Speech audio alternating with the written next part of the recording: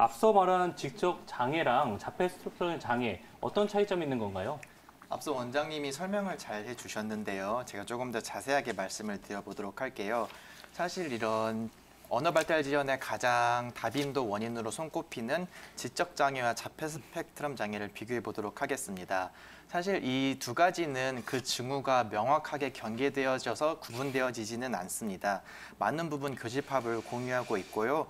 그렇기 때문에 이제 비전문가가 쉽게 예측하기는 쉽지 않습니다. 방송을 보시는 시청자분들도 내 아이가 지금부터 말할 좀 행동에 해당이 된다면 좀 유심히 더욱더 관심을 갖고 필요하다면 전문 한의사의 상담을 받기를 권유드리겠고요. 먼저 이 두 가지 질환 모두 유전자 이상이 원인이 되어서 나타나는 중추신경계 형성 이상으로 발생하는 것입니다. 지적장애의 경우에는 지능지수가 70 이하로 일상생활에서 추론, 문제 해결 또는 학업, 추상적 사고 등 전반적인 영역에서 결함을 가지고 있는데요. 특히 이런 지적장애 아동 같은 경우에는 일상생활 중에 지능 저하가 원인이 되어서 반복적인 실수나 실패로 인해서 조금 무력감, 무기력을 보이기도 해요. 이것을 이제 학습된 무력감, 무기력이라고도 하는데요.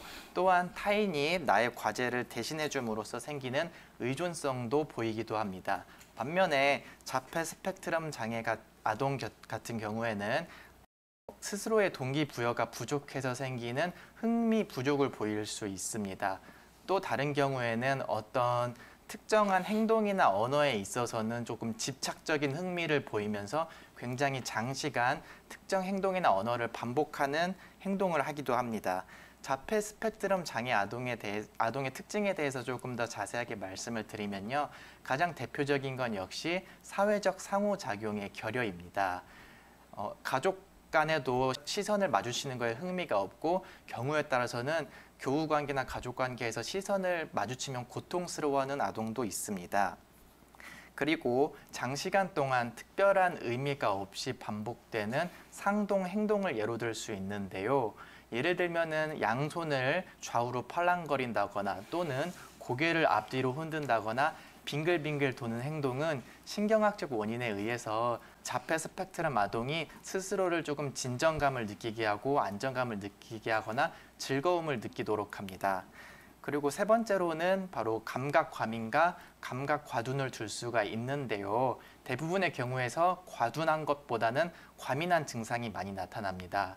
예를 들면은 사람이 많은 음식점에서 소리를 지른다거나 떼를 쓴다 하거나 하는 자폐 스펙트럼 장애 아동을 흔히 볼 수 있는데요. 이는 얻고 싶은 걸 얻지 못해서 투정을 부리는 게 아니라 시끄러운 소음이나 밝은 조명 등에 의해서 자극을 받아서 과민하게 반응이 나타난 것으로 볼 수 있습니다. 또한 이제 촉감 과민으로 인해서 껄끄러운 셔츠를 못 입고 벗어 던지기도 하고요. 상표택을 너무 싫어해서 옷을 상하게 하거나 거꾸로 입기도 합니다. 또 미각이 과민해서 자폐 스펙트럼 아동 같은 경우에는 식성이 까다로운 경우도 매우 흔하고요.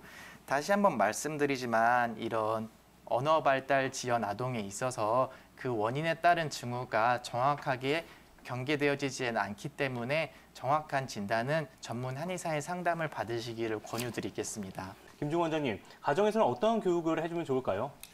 언어 교육에 있어서 가장 중요한 시기는 앞서 원장님이 말씀해 주셨듯 2세에서 3세 사이라고 볼 수 있습니다.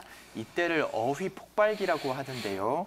이때 어떤 언어 자극을 주었느냐에 따라서 우리 아이들의 지능 발달에 영향을 주게 되고 가깝게는 학업 성적 그리고 멀게는 아이들의 미래가 바뀔 수도 있습니다. 언어는 사실 가르친다기보다는 스스로 저절로 익히게 되는 것이죠. 그런데 현재 우리나라에서는 엄마, 아빠 둘이 사는 집이 많고 특히 아빠는 저녁 늦게 들어오게 되고 이제 엄마도 저녁 늦게 들어오는 가정이 많습니다. 결과적으로 엄마나 할머니가 둘이서만 이제 대화를 하거나 또는 일방적으로 말하는 경우가 많은데요. 이때는 이제 뭐 가정법이나 은유법, 비유법처럼 고급적인 문법도 사용하지 않고 과거 완료 같은 시제도 사용하지 않기 때문에 어떤 적절한 언어 자극이 아이한테 될 수 없습니다. 가장 적절한 언어 자극은 가족 간의 또는 이웃 간의 대화를 직접적으로 노출시키는 게 좋은 언어 자극이 될 수 있습니다.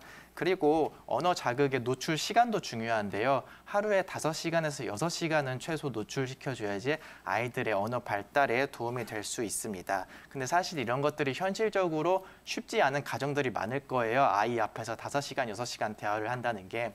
그렇기 때문에 부모님들께서도 억지로라도 그런 언어 자극을 주기 위해 노력하실 필요가 있으시고요. 가장 최선은 가족 간의 대화를 보여주는 거지만 그게 여의치 않다면 이웃 간의 또는 지인 간의 대화를 보여주는 것도 방법이 될 수 있습니다. 종종 이런 질문을 하는 분들이 계세요. 그럼 TV나 라디오를 통해서 아이들에게 언어 교육을 하는 건 어떻습니까? 라는 질문을 하는 분들이 계시는데요. TV나 라디오, 심지어 부모님들의 대화를 녹음해서 들려주는 것조차 아이들에게는 직접적인 대화에 노출되는 것만큼을 대체할 수 없습니다. 그렇기 때문에 더욱더 신경 써서 우리 아이들에게 아이들 앞에서 직접적인 가족 간의, 이웃 간의 대화를 들려주는 것이 중요할 것으로 보입니다.